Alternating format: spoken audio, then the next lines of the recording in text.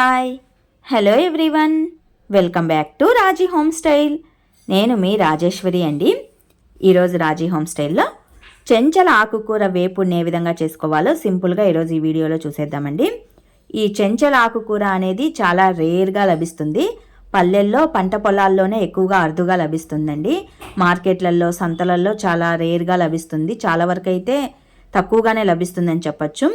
దీన్ని చెంచలాకు అని, చెంచలి ఆకు అని, చెంచల కూర అని కూడా పిలుచుకుంటూ ఉంటారనమాట.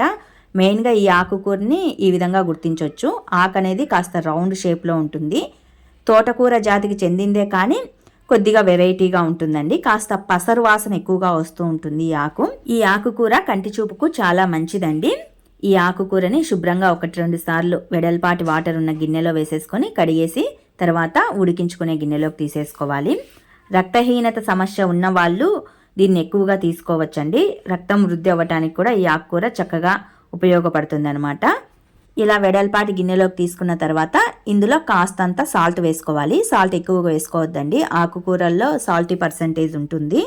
కొద్దిగా సాల్ట్ వేసుకొని చిన్ని గ్లాస్మైన వాటర్ని వేసుకోవాలి. వాటర్ వేసుకొని స్టవ్ని మీడియం ఫ్లేమ్లో ఉంచుకొని దీన్ని ఉడికించుకోవాలన్నమాట. దీన్ని ఉడికించుకొని వాటర్ని వంపుకొని తర్వాత వేపుడు వేసుకోవాలండి. పసరవాసన అనేది వస్తుంది ఎక్కువగా ఈ ఆకుకూర నుంచి. అలాగే మగ్గించుకోకూడదు, ఆయిల్లో ఉడికించుకొని వాటర్ని వంపేసుకున్న తర్వాత తాలింపు వేసుకోవాలి. ఈ ఆకుకూర ఏంటంటే పిల్లల్లో ఆకలిని ఎక్కువగా పెంచుతుంది. అలాగే ఎముకలు బలపడటానికి కూడా ఎక్కువగా ఈ ఆకుకూరను తీసుకుంటూ ఉంటారు. మెయిన్ ఏంటంటే ఇది సిటీలలో లభించడం చాలా కష్టం అండి. పల్లెల్లోనే ఎక్కువగా అరుదుగా లభిస్తూ ఉంటుంది. అది కూడా వర్షాకాలం సీజన్లో, వర్షాకాలం మొదలవుతున్న సీజన్లోనే మనకు ఎక్కువగా లభిస్తుంది ఇది. ఈ ఆకుకూర ఏంటంటే తొందరగానే ఉడికిపోతుందండి, ఎక్కువ టైం ఏమీ తీసుకోదు. ఉడికిన తర్వాత వాటర్ని అంతా వంపేసుకొని మిగిలిన వాటర్ని చేత్తో గట్టిగా పిండేసుకొని ఆకుకూరని ఒక ప్లేట్లోకి తీసుకోవాలి. తర్వాత పోపు వేసుకోవచ్చు. ఆకుకూర ఉడికిపోయింది కదా, ఇప్పుడు పప్పుల పొడిని రెడీ చేద్దాము. చిన్ని మిక్సీ జార్ తీసుకొని అందులో 6-7 ఎండుమిర్చిని, కొద్దిగా సాల్ట్ని, కొన్ని తెల్ల పప్పుల్ని, కొద్దిగా ఎండు కొబ్బరి ముక్కల్ని వేసేసుకొని ఫైన్ పౌడర్ లాగా మిక్సీ పట్టేసుకోవాలి. ఎండు కొబ్బరిని ముక్కలుగా చేసి వేసుకోండి, లేకపోతే మిక్సీ అనేది ఖరాబ్ అవుతుంది. ఇలా ఫైన్ పౌడర్ లాగా మిక్సీ పట్టిన తర్వాత 6-7 వెల్లుల్లి రెబ్బల్ని కూడా వేసుకొని మరి ఒక మారు మిక్సీ పట్టేసుకోండి. ఇది పప్పల పొడి, పోపు పొడి అంటూ ఉంటారు. దీన్ని పక్కన పెట్టేద్దాము.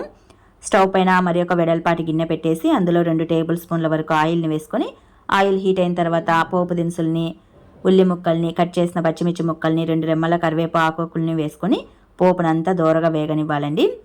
పోపు అనేది చక్కగా వేగిన తర్వాత వాటర్నంతా పిండేసిన చెంచలాకు కూరను వేసేసుకోవాలి. ఈ ఆకుకూరను వేసిన తర్వాత చక్కగా కలియ తిప్పేసేసి స్టవ్ని మీడియం ఫ్లేమ్లోకి టర్న్ చేసేసి జస్ట్ ఒక 2 సెకండ్ల పాటు మూత పెట్టేసి ఉంచేయండి. ఏదైనా వాటర్ పర్సెంటేజ్ అనేది ఉంటే గనక ఆవిరి రూపంలో ఈమిరిపోతుంది. సో జస్ట్ ఒక 2 సెకండ్ల పాటు మూత పెట్టేసి అలా వదిలేసేయండి. వాటర్గా ఉంటే గనక తినటానికి అనేది ఆకుకూర బాగోదనమాట. ఇలా 2 సెకండ్ల తర్వాత చక్కగా ఆకుకూర అనేది డ్రై అయిపోతుంది. ఇప్పుడు మనం పప్పల పొడిని వేసుకోవచ్చు. మనం ఎంత కారం తినగలమో చూసుకొని, స్పైస్ తినగలమో చూసుకొని దానికి తగిన విధంగా పప్పల పొడి వేసేసుకొని స్టవ్ను ఆఫ్ చేసేసుకుంటే సరిపోతుంది. ఇంతేనండి, చాలా రేర్గా పల్లెల్లోనే ఎక్కువగా లభించే చెంచల ఆకుకూర వేపుడిని సింపుల్ ప్రాసెస్లో చేసుకునే పద్ధతి. ఈ ఆకుకూరని మనం చపాతీలోకి, జొన్న రొట్టెలోకి, ఎస్పెషల్లీ రాగి సంగట్లోకి రాయలసీమ వాళ్ళు ఎక్కువగా వాడుకుంటూ ఉంటారు. మరి మీకు నేను చేసిన ఈ చెంచల ఆకుకూర వేపుడు ప్రిపరేషన్ వీడియో నచ్చినట్లయితే మరికొన్ని ఇలాంటి రెసిపీస్ కోసం do subscribe my channel. Thanks to watch this video.